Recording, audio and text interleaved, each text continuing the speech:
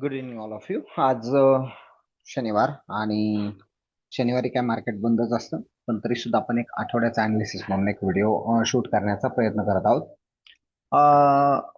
गोल्डने मागच्या आठवड्यामध्ये ज्या ज्या गोष्टी केल्या त्या आपण प्रीमियम ग्रुपला गेल्या 2-2.5 वर्षापासून प्रीमियम ग्रुपला ते पूर्ण झोन व्हिडिओ ह्या गोष्टी देत असत. आता प्रथमच आपण ते युट्यूबवर थोडंसं मध्ये मध्ये काही दिवस द्यायचा प्रयत्न करतोय. जसं 11 तारखेला जे झोन टाकले ते 11 तारखेला हिट झाले, 13 तारखेला झोन 13 तारखेला हिट झाले व्यवस्थितरित्या. एक 9 तारखेला झोन दिले होते, म्हणजे या आठवड्यात आपण 3 दिवस झोन दिले. परंतु जो प्रीमियम ग्रुप आहे त्याच्यावरती आपण दररोज हे झोन पुरवत असतो. पूर्ण आपलं एक शेड्यूल याच्यावर दिलेलं आहे. या चॅनलवर तुम्ही ते शेड्यूल कधी मध्ये झोन या गोष्टी येऊ शकतात. परंतु विकली अनालिसिस जो आहे, आठवड्याचा अनालिसिस, ते आपण निश्चितपणे करणार आहोत. आणि आठवड्याचा अनालिसिस केल्यानंतर आपल्याला एक मार्केटचा एक एक अंदाज येईल की बाबा काय चालू आहे. काय चालू आहे. सगळ्यात अगोदर आपण मंथली कॅन्डल बघूयात. मंथली कॅन्डल पाहिलं तर मंथली कॅन्डल एक इनसाइड बार कॅन्डल आहे. जी कॅन्डल एका मोठ्या कॅन्डलमध्ये, म्हणजे जानेवारी 2026च्या आतमध्ये जी कॅन्डल आहे. खरं तर महिन्याची कॅन्डल इतकी मोठी बनत नाही. म्हणजे महिन्याची कॅन्डल ही जर पाहिली तर एकच कॅन्डल जवळ 1294, म्हणजे $1300 कॅन्डल आहे, बरोबर. 0.01चा जरी ट्रेड असतो तरी $1300 प्रॉफिटचा हा ट्रेड आहे. आणि आता जी फेब्रुवारीची कॅन्डल आहे ती त्याच्या इनसाइड आहे, आणि मार्चची सुद्धा कॅन्डल अजून इनसाइड मध्येच आहे. आता पुढं नेमकं डायरेक्शन काय असू शकतं, तर आपण याच्यासाठी एक DXYचा सुद्धा आपण एक चार्ट याच्या सोबत घेऊयात. DXYचा जर चार्ट बघितला तर DXYचा चार्ट हा भरपूर इथं साईडवेज झाला. म्हणजे जानेवारीची जर कॅन्डल पाहिली तर DXYची जागेवरच होती, म्हणजे नाही म्हणलं तर 99 पासून 95 पर्यंत येणे एक बॉटम मारला. हा 95चा बॉटम मारल्यामुळेच वरती मार्केटने डायरेक्ट ब्रेकआउट दिलं. पण आता इथं 3 कॅन्डल स्विंग व्यवस्थित rejection, bullish angle, finger powerful वरती मार्केट गेल्यासारखं दिसतंय. आणि जर इथं त्याने महिन्याची लिक्विडिटी जर उचलून त्याचं पोट भरलेलं असेल DXYचं, तर मग मार्केट इथून वरच्या दिशेमध्ये चांगलंच इथं पुश होऊ शकतं इथपर्यंत. म्हणजे 103, 104 असं जातं की काय, अशी अवस्था दिसून येते की काय भविष्यामध्ये, असं वाटतंय. म्हणजे एक बुलिश ट्रेंड मध्ये आहे. आठवडा जर बघितला तर आठवड्याच्या मध्ये सुद्धा तुम्हाला इथं DXYचा एक बुलिश ट्रेंड चांगल्या प्रकारे दिसतोय मागच्या 3-4 आठवड्यापासून. आणि जवळची लिक्विडिटी म्हणलं तर 103, 104 इथं आहे. म्हणजे जर इतकी मोठी जर कॅन्डल पडली 98 पासून 100 पर्यंत, ओके, 98 पासून मागच्या आठवड्यात जवळजवळ 98.5 पासून जवळजवळ 100.5, म्हणजे 2 पॉईंटची पडलेली आहे जवळजवळ कॅन्डल, 99 आणि 100. तर तशी जर इथं 2 पॉईंटची जर कॅन्डल पकडली तर 102, 103 ला जवळजवळ जायला हरकत नाही. थोडा पुशअप लावला तर 103, 104 पर्यंत ते जाऊ शकतो. म्हणजे जवळजवळ मार्च 2025च्या मार्केट पर्यंत मजल जाऊ शकते. आता सध्या ती मजल आलेली आहे जवळजवळ मे 2025च्या जे मार्केट होतं तिथपर्यंत हा वरती आलेला आहे. मग मे 2025ला जर पाहिलं तर DXY 100 इथं, ओके, DXY 100. आणि मे 2025ला गोल्ड कुठं होतं मग, ओके, मे 2025ला गोल्ड कुठं होतं, ऑक्टोबर, हे बघा, मे 2025, ऑक्टोबर 25, एक आठवडा लावतोय आपण. मे मे मे 2025 ही झालंय, मे 2025 या ठिकाणी येते. म्हणजे गोल्डची जी रेंज होती 100 DXY असताना मे 2025 ची रेंज गोल्डची ही होती. बघा बरं का, 100 DXY ज्यावेळेस होता त्यावेळेस गोल्ड इथं होतं एप्रिल मे 2025ला, ओके. मग एप्रिल मे 2025ला या ठिकाणी ते रेंज बाउंड झालं. सेम कंडिशनला जर मे 2025 नंतर हे गोल्ड इथून वरती गेलंय, सरळ सरळ वर गेलंय. परंतु DXY सुद्धा तिथून थोडा म्हणजे थोडा खाली आलाय, नाही असं नाहीये. मे 2025ला मार्केट इथं होतं, मे 2025 नंतर DXY इथं आला, अगेन रेंज बाउंड खाली एवढ्या जागेतच खेळलाय, बिलकुल. पण DXYने आता एक मोठ्या प्रमाणात एक भूचाल दाखवलाय वरच्या दिशेमध्ये. म्हणजे अशा पॉवरफुल कॅन्डल इथं पाठीमागे नाहीयेत कुठं. इतक्या मोठ्या कॅन्डल नाही आता. आणि 95 पासून डायरेक्ट 500 पॉईंट, म्हणजे 100 पर्यंत तो आलेला आहे. 5 पॉईंट पूर्ण ताकदीने वर आलेला आहे. मग या गोल्ड रिव्हर्सलची कंडिशन दिसते की काय. आता गोल्डच्या आठवड्याच्या कॅन्डल लावतो आपण. मागची आठवड्याची कॅन्डल रेड होती, या आठवड्याच्या पूर्ण कॅन्डलला रेडला त्यांनी कव्हर केलं. आणि जर का हा आठवडा उद्या मॉर्निंगला, म्हणजे सोमवारी मॉर्निंगला, जर ही आठवड्याची कॅन्डल जर ब्रेक झाली समजा, आठवड्याची कॅन्डल जर ब्रेक झाली, तर म्हणजे 49.98, जर मार्केट 98 म्हणण्याऐवजी आपण एकदम कडक मार्क करू तिला, तिचा लो आहे 49.97, हा वीक लो आहे, आठवड्याचा लो आहे. 49.97 हा एक आठवड्याचा लो पॉइंट आहे. जर हा पॉइंट ब्रेक झाला तर मग मार्केट खालच्या दिशेमध्ये बऱ्यापैकी पुशअप होईल, म्हणजे एक कॅन्डल चांगल्यापैकी ताकदीने देऊ शकतं. पण मग रिजेक्शनची लिक्विडिटी इथं जवळच आहे. हे रिजेक्शनची लिक्विडिटी जी आहे मागच्या आठवड्याचा शिल्लक असणारा व्हॉल्यूम इम्बॅलन्स, हा व्हॉल्यूम इम्बॅलन्स मार्केटला एकदा वरती पुशअप करेल. हा पुशअप करेल, म्हणजे जरी ही लिक्विडिटी तुटली तरी पुढल्या हा झोन तुटायला नको मार्केटचा, जो झोन आपण इथं आता मार्क करतो.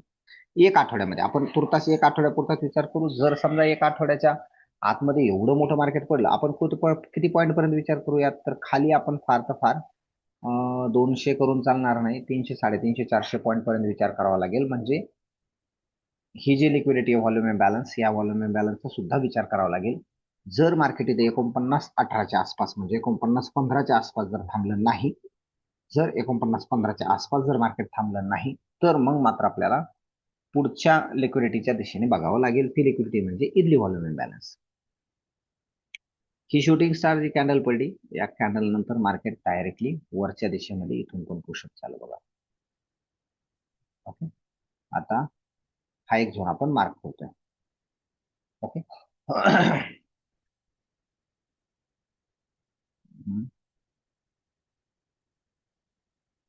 थोडस टाईप मार्क करूयात. आणि हा झोन आहे बघा 44.05चा. ओके, 44.05.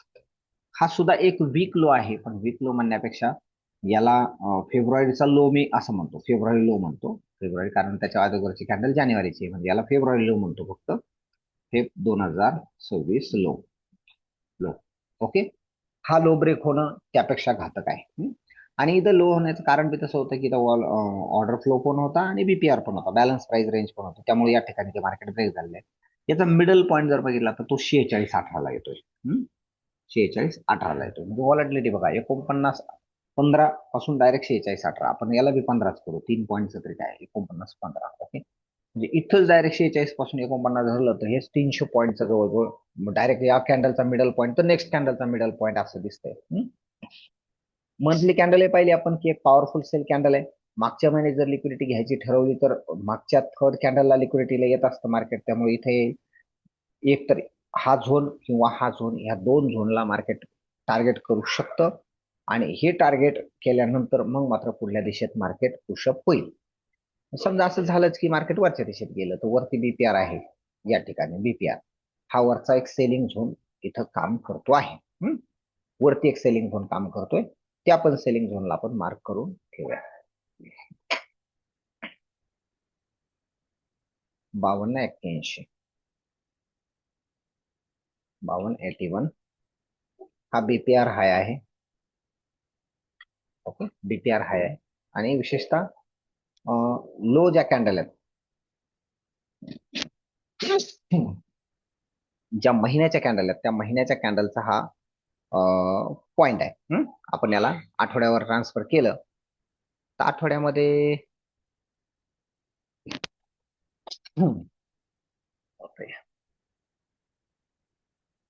आठवड्यामध्ये बघा वरती हा झोन उचललेला आहे, वरची ही व्हॉल्यूम बॅलन्स लिक्विडिटी उचललेली आहे. म्हणजे मार्केटचं असं असतं की जर आठवड्याची व्हॉल्यूम बॅलन्सची लिक्विडिटी मार्केटने उचलली, आता ही बघा ही लिक्विडिटी मार्केटने उचलली तर मार्केट खालच्या व्हॉल्यूम इम्बॅलन्स मधूनच फिरतं. हा लिक्विडिटीचा एक छुपा नियम आहे. म्हणजे मार्केट बॉटम पासून या ठिकाणी गेलं, इथून बॉटमला इथे आलं, दोन ठिकाणी लिक्विडिटी तयार केल्या, इथे एक व्हॉल्यूम इम्बॅलन्स तयार केली, इथे व्हॉल्यूम इम्बॅलन्स तयार केली. आता वरची व्हॉल्यूम इम्बॅलन्स त्याने उचलली आणि प्रवास खालच्या दिशेत. आता व्हॉल्यूम इम्बॅलन्स दोन ठिकाणी, एक इथं पण आहे आणि इथं पण आहे, दोन व्हॉल्यूम इम्बॅलन्स, म्हणजे मार्केट फिरण्याच्या दोन जागा दिसत आहेत सरळ सरळ. मग ह्या दोन जागा ज्यावेळेस मार्केट टॅप करेल त्याच वेळेस मार्केट वरच्या दिशेमध्ये पुशअप होईल असं वाटतंय. मग एक तर 49.15च्या आसपास त्याची लिक्विडिटी किंवा 46.15, आणि मग या ठिकाणी खेळेल झोन निश्चित मोठे येतं, या ठिकाणी खेळेल मार्केट. पण हे झोन मोठे आहेत आणि या मोठ्या झोन मध्ये ते किती वेळ खेळेल, काय खेळेल, तुम्हाला आता झोनची हाईट सरळ सरळ दिसत असेल. 44.05 त्याचा बॉटम आहे. हाय धरलं तर जवळजवळ नाही म्हणलं तरी 4821च्या आसपास त्याचा हाय येतोय. हा पण 4844 पासून 49.97 पर्यंत त्या झोनचा हाय येतोय. आणि एकंदरीत या सर्व झोनचा विचार बघता या ठिकाणी 42 पॉईंट होता हा, 54 42च्या आसपास मार्केटचा मिडल पॉइंट होता. या ठिकाणी 51-49 होता, 51-49. आणि एकंदरीत हे सर्वच्या सर्व पॉईंट मार्केटने उचलून, वरचे पॉईंट उचलून आता बॉटमच्या ह्या पॉईंटच्या दिशेत मार्केट जाताना आपल्याला दिसत आहे. म्हणजे असं वाटतंय का की हे झोन मार्केट उचलल, असं वाटतंय का? तर निश्चितपणे सेटअप नुसार तर असं वाटतं की या दोन झोन पैकी एका झोन मधून मार्केट उचललं, 49-15 किंवा 4615 इथून मार्केट उचलल असं जाणवत आहे. मी याला तुर्तास आता डिलीट करतो, तुर्तास डिलीट करतो. मार्केटने एक STL बनवलेला आहे, ज्याला शॉर्ट टर्म लो म्हणतो. हा जो पॉईंट आहे 4405, हा महिन्याचा बी धरला तरी पण आपण याला आठवडाच लिहू, प्लस याला आठवडा म्हणू. Week week intermediate term low आहे, हा ITL आहे, इंटरमिडिएट टर्म लो आहे. आणि त्यामुळे याची जी पॉवर आहे, ती पॉवर खूप भयानक आहे. 4405 ची पॉवर असते, ती पॉवर्स ब्रेक होणं शक्य जवळजवळ दिसत नाही, म्हणजे वाटत नाही. ती पॉवर्स ब्रेक होणं सहजासहजी शक्यता वाटत नाही. तशा दुसऱ्या पण ITH आहेत, पण ही ITL ला जास्त महत्व वाटते, कारण या इथं एक शॉर्ट टर्म लो आहे आणि एकूण एक शॉर्ट टर्म लो आहे. दोन शॉर्ट टर्मच्या मध्ये इंटरमिडिएट टर्म लो हा मंथली लेवलचा आहे. या लेवलला इंटरमिडिएट टर्म हाय आहे वरती, इथे एक इंटरमिडिएट टर्म आहे जो जवळजवळ नाही म्हणलं तर 46 56 लिहू आपण. वीक इंटरमिडिएट टर्म आहे, तो आपण 5605 म्हणू. ओके, 5605 म्हणू, जेणेकरून काय होईल, एक बेस्ट फिगर्स आपल्याला ती दिसून येईल. ओके, इथे एक आहे, म्हणजे या बाजूने थ्री कॅन्डल्स होंगे, थ्री कॅन्डल्स होंगे, शॉर्ट टर्म हाय दोन्ही बाजूने, म्हणून आपण त्याला इंटरमिडिएट टर्म हाय बनवलेला असं म्हटलं तरी हरकत नाही. इंटरमिडिएट टर्म हाय बनवल्यानंतर आता मार्केटचं जे सेलिंग आणि बाईंगचं आहे, हे एक झोन बनला. दोन्ही बाजूला आठवड्याचे इंटरमिडिएट टर्म लो आणि टर्म हाय हे दोन्ही गोष्टी बनल्यामुळं हा जो झोन आहे, हा झोन एकंदरीत जो $1200 ते $1300 बनलाय. मी पाठीमागे एकदा एक व्हिडिओ टाकला होता, बरेच दिवस झाले त्या व्हिडिओला. मी असं बोललो होतो की मार्च महिन्यामध्ये, म्हणजे कदाचित ह्या आठवड्याच्या सुरुवातीलाच तो प्रीमियम ग्रुपमध्ये तो व्हिडिओ असेल. 1 मार्चला तो व्हिडिओ इथं आहे, 1 मार्चचा व्हिडिओ. या 1 मार्चच्या व्हिडिओमध्ये मी सुरुवातीला बनवल्या त्यावेळेसच बोललो होतो की मला असं वाटत नाहीये की मार्च महिन्यात मार्केट वर तोडलं. म्हणजे युद्ध लागलं होतं, युद्ध लागलं नव्हतं अशातला भाग नव्हता, वॉर सिच्युएशन होती. पण वॉर सिच्युएशन मध्ये सुद्धा तुम्ही 1 मार्चचा जर हा प्रीमियम ग्रुपचा आपला व्हिडिओ जाऊन पाहिला, 3 मार्च 1 मार्च इथं, तर या व्हिडिओमध्ये मी बोललो होतो की मार्केट शक्यतो ऑल टाइम हाय ब्रेक करेल असं मला वाटत नाही. हे बोललो होतो. त्यानंतर मार्केट वरती गेलंय, मार्च महिन्यामध्ये दुसरा आठवडा बी लागला, दुसऱ्या आठवड्यात पण सेलिंग चालू आहे. इंटरमिडिएट टर्म हाय बनलाय, खाली पण इंटरमिडिएट टर्म लो बनलेला आहे. झोन एकदम पॉवरफुली वीक लेवलचे या पद्धतीने बनलेले आहे. आठवडा लेवलचे आपण इंटरमिडिएट टर्म हाय टर्म लो वापरण्याचा प्रयत्न करू आठवडा लेवलचा.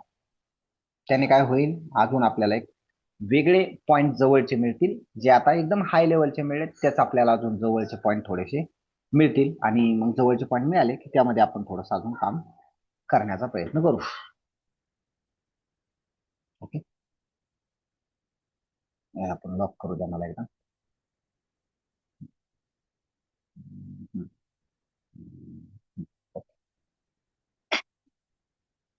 आता डे मध्ये डे मध्ये जो ITL पॉईंट आहे, ITH पॉईंट आहे, तो या ठिकाणी आहे. डे मध्ये ITH पॉईंट इथं आहे. तो कितीला आहे, तर तो आहे बघा 54-17ला, 54-17ला ITH आहे. इंटरमिडिएट टर्म हाय आहे डे लेवलचा. आता हा डे लेवलचा जो आहे ना, हा हा ब्रेक झाला की एक निशाणी असते ही मार्केटला बाय साइड जाण्याची. ओके, तो होण्या अगोदर मार्केट काय करेल, शॉर्ट टर्म हाय जो आहे, शॉर्ट टर्म हाय, हा शॉर्ट टर्म हाय ब्रेक करेल, हा शॉर्ट टर्म हाय ब्रेक करेल. ओके,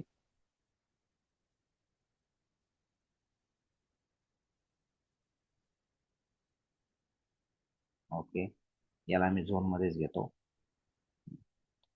कितीला, 54-52-48ला STH आहे, शॉर्ट टर्म हाय या ठिकाणी आहे.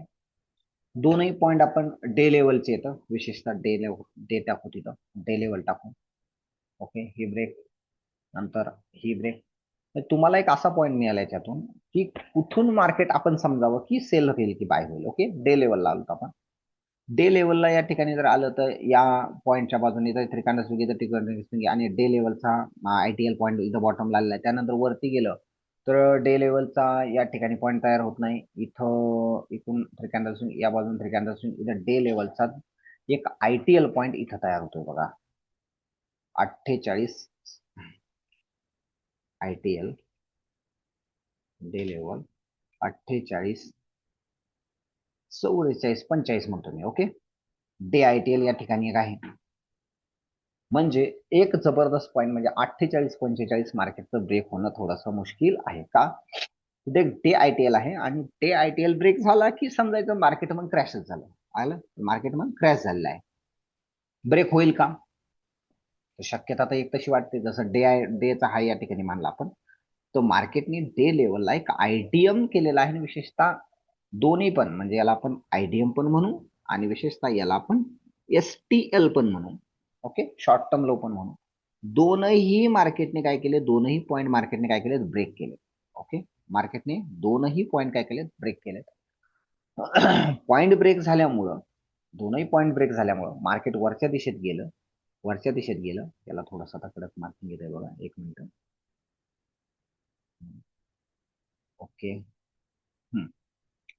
वरच्या दिशेत मार्केट गेल्यानंतर मार्केटने इथला ऑर्डर ब्लॉक आणि फेअर व्हॅल्यू गॅप उचलला.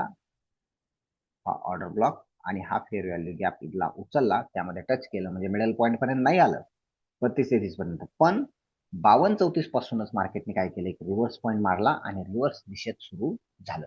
कधी होतं हे काम होतं मार्केट ज्यावेळेस आयटीएच बनवल. मग आता मार्केट लगेच सोमवारी आल्याच खाली जाईल असं होऊ शकतं का? तर नाही, तशी बी काही शक्यता सांगता येत नाही. होऊ बी शकतं, नाही बी शकतं, पण आपल्याला दोन्ही शक्यतेने विचार करावा लागतो. मग मी इथे एक झोन एक मार्क करतो, जो झोन आपण एक व्हीआयपी झोन मान्य करू आणि घेऊ. डे लेवलचा एक झोन मी मार्क करतोय.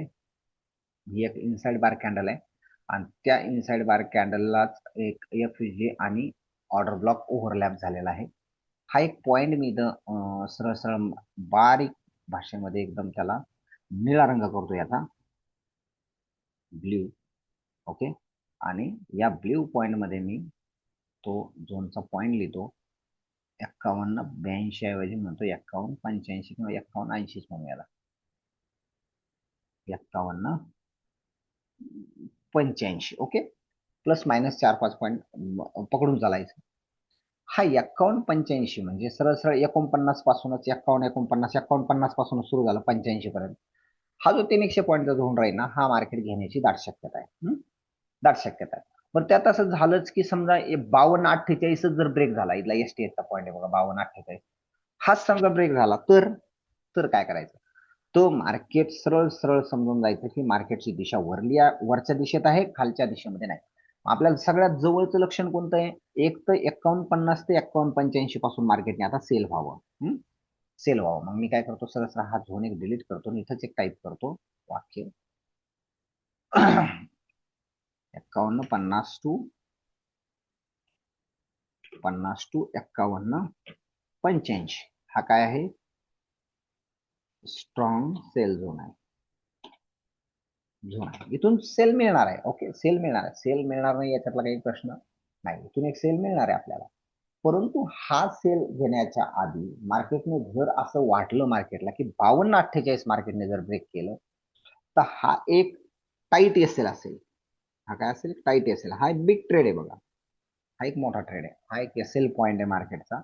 आणि विशेषतः हा बाय सेंटिमेंटचा एक पॉइंट आहे. म्हणजे वरच्या दिशेत जर मार्केट सरकलं तर मग मात्र वरचा जो सेल असेल, तो वरचा सेल या ऑर्डर ब्लॉक आणि शिल्लकचं जे एफईजी आहे तिथून होईल आणि तो पॉइंट 53-40 पासून येतोय. म्हणजे हा इथून 53-40 येतोय, 53-40च्या आसपास एक सेलिंग पॉइंट वरती येतो आहे, ज्याचा एसएल अजून वर आहे. म्हणजे 54-17 पर्यंत त्याचा हाय आहे, पण 53-40 हा एक मिडल पॉइंट येतोय. आपण अजून त्याला बारीक करायचा प्रयत्न करू, 53-50 याला. Okay,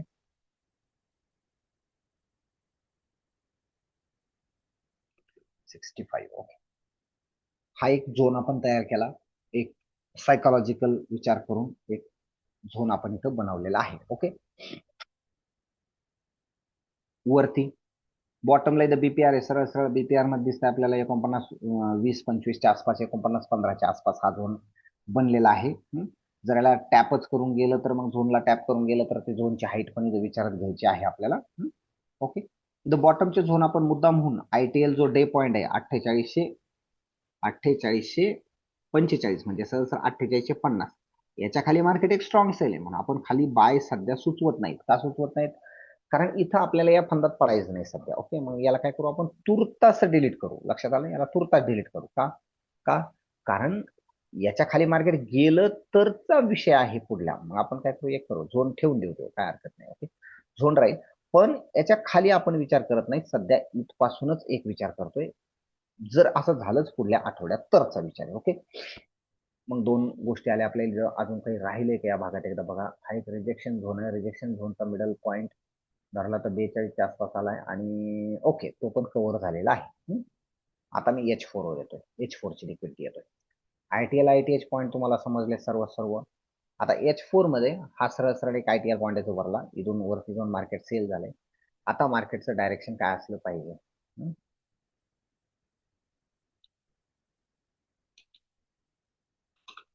sell zone 2. Okay, sell zone 2. इथून इथपर्यंत मला हा 49-65च्या आसपास म्हणजे 49 मिडल पॉईंट 25 दिसतोय. 25 ते 60. ओके, 25 50 50.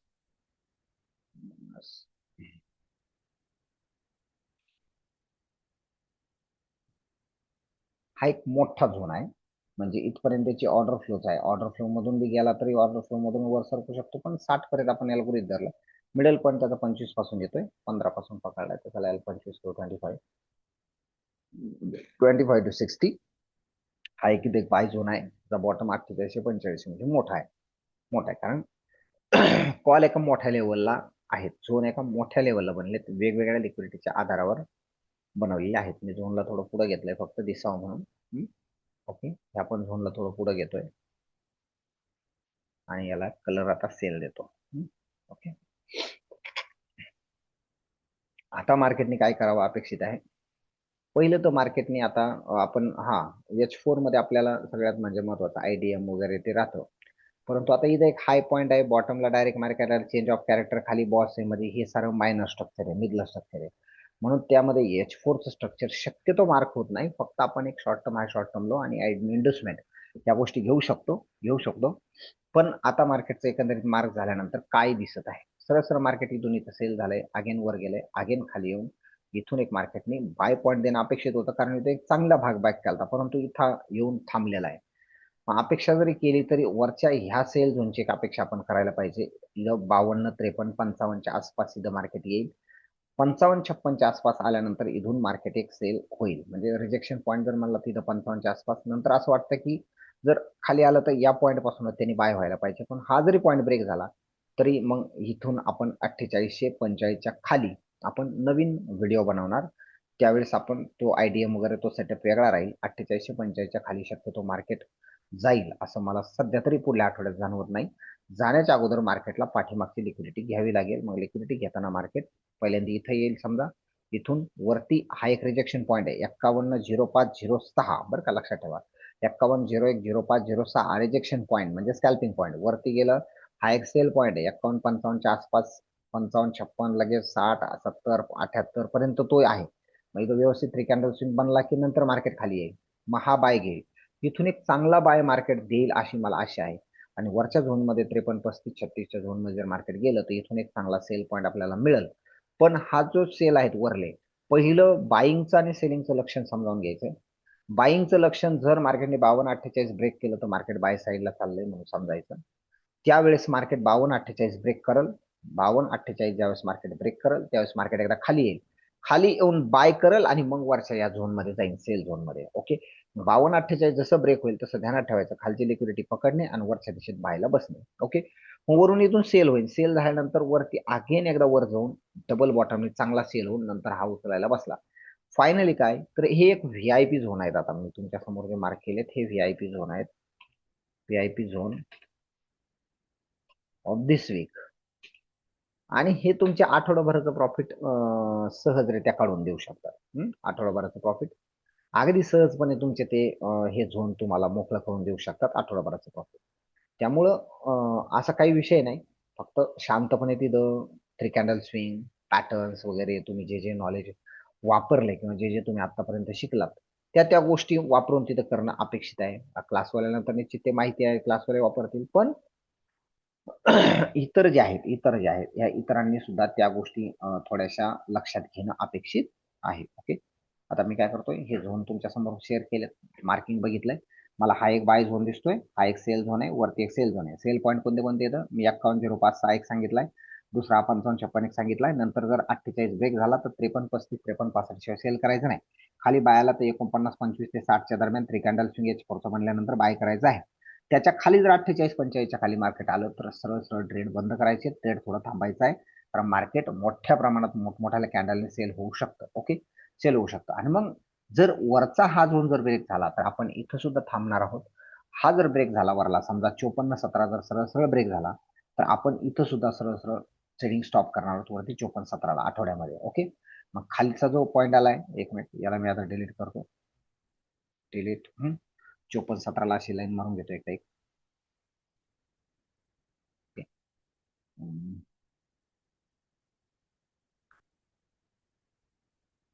ओके, 54-21 आलाय, काय हरकत नाही, येऊ द्या, नो प्रॉब्लेम.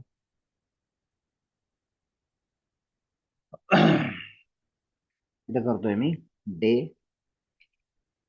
आय 54 आहे, 25 करू. चला थोडासा 1-2 पॉईंट वाढवून घेऊ आपण, 25. ओके, हा ब्रेक झाला, सरळ सरळ आपल्याला थांबायचं आहे, कारण मार्केट एका वेगळ्या मूडमध्ये जाईल. हा ब्रेक झाल्याच्या नंतर, हा ब्रेक मला शक्यतो होईल असं वाटत नाही, पण झाला तर मात्र याला जबरदस्तपणे वेगळ्या दिशेत जाईल. मग आता आपल्या समोर आठवड्याचे कॉल आहे, ते डेचे कॉल नाही, लक्षात घ्या. डेचा सेटअप वेगळा असतो, हा मंडेला हा सेटअप चालेल, ट्युसडेला नाही चालणार. म्हणजे सोमवारी असं वाटतं 49-25 वगैरे होऊ शकतं, किंवा 51-85 हा मधला एक झोन सोमवारी होऊ शकतो, म्हणून एक सेल याच्या मधला सोमवारी बसू शकतो किंवा एक बाय बसू शकतो. मग मार्केटच्या या झोनमध्ये सोमवारी ट्रेड होऊ शकतात. पण या आठवड्याचे 3 VIP कॉल आहेत जे आपल्याला इथं दिसत आहेत. ओके, आपल्याला इथं दिसत आहेत हे 3 एक VIP कॉल आठवड्याचे आहेत आणि एक ट्रेडिंगचे झोन आहेत. सरळ सरळ ट्रेडिंग स्टॉप आपल्याला खाली, याच्या खाली आणि याच्यावर करायचंय. ITL पॉईंट, एकंदरीत स्ट्रक्चर, या साऱ्या गोष्टी शेअर केल्या. दिवसाचे जर तुम्हाला प्रत्येक दिवसाचे जर सेटअप आणि झोन पाहिजे असले तर सरळ सरळ 80-10-50, 80-10-50-10-19 ह्याच्यावरती मेसेज करायचा. दिवसभराचे तुम्हाला झोन, प्रीमियम ग्रुपचे झोन तुम्हाला दिवसभरासाठी तिथून मिळून जातील. ओके, पण हा एक वीकली फॉरकास्ट आहे, वीकली अनालिसिस आहे, जे आपण टाकतोय इथं आता. साईज बरोबरची 40,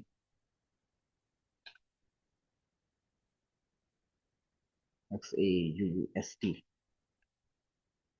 वीक फॉरकास्ट.